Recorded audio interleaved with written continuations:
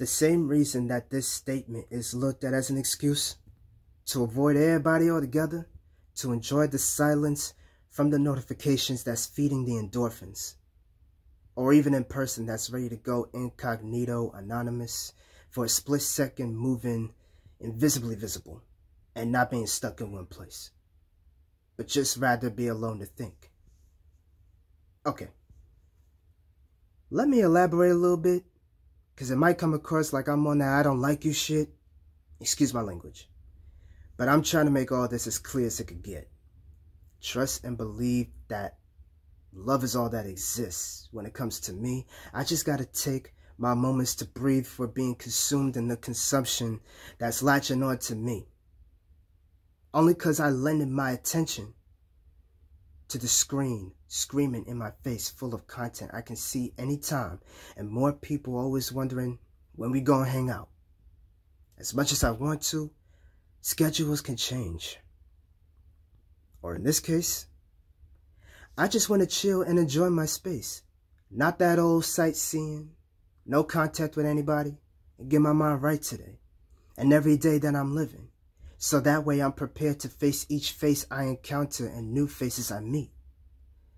There ain't always a need for FaceTime with any of the digital concealed. Spare my hours with outside voices to make more time for my main people who are the most important to me. My first priority for the better human connection. Have my elbow room to think about, wanting to eventually try and reach minds instead of reaching for hits. To know myself in order to find my own direction and availability.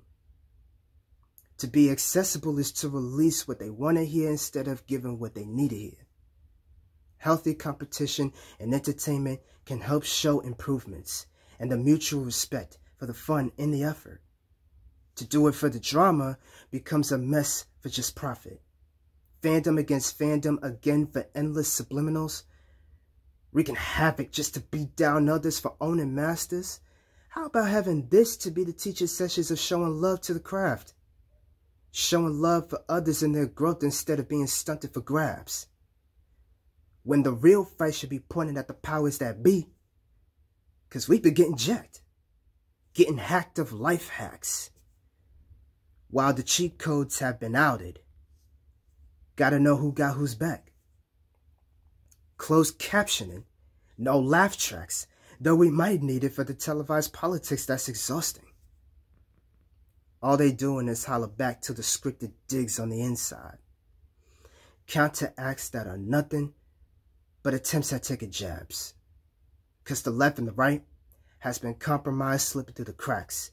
The Constitution has been written in all these blurred lines. Hold up. Was that too bold to say in the aftermath? Look at how much confliction there is out here. No matter how many times there were protests for change, there will always be that one wanting to strike fear. And the beat goes on. And the beat goes on. And the beat goes on as the march continues on. The drummer boy, girl, transgender of speakers lead the charge as people. For the hope is gone. Amongst all that, I think about how the characters I could picture in my head can somehow embody what the blue flames mean to me, playing out the what-if stories. For I'm labeled as just crazy for saying all that much. Certain dreams that I've had being thrown into existing material, always having the power of the mind as a tool, breaking down barriers brick by brick towards others that's all show, but telling me something different. That brute force doesn't solve problems, it enhances them. That's if being swung at first from the underestimation, the truth being the strongest power of them all. With or without super abilities to lean on so heavily. Legion, Crazy Jane, and the Horde all at once, which sounds like a disorder as I'm unleashing the beast from within me. But calmly plant my seeds to grow ideal trees. Leaving them with a choice, cause death is way too easy. Giving them a fighting chance with reasonable doubt to get them to see the big picture, due to the errors of their ways. Those are just dreams, though. This is now the real, with all the cerebral green in my soil of concepts and meaning. Cue the black mark in the live-action reels. Do my eyes deceive me? Or is it a flash of a floater from looking into intense light? I mean, I do have glasses after all.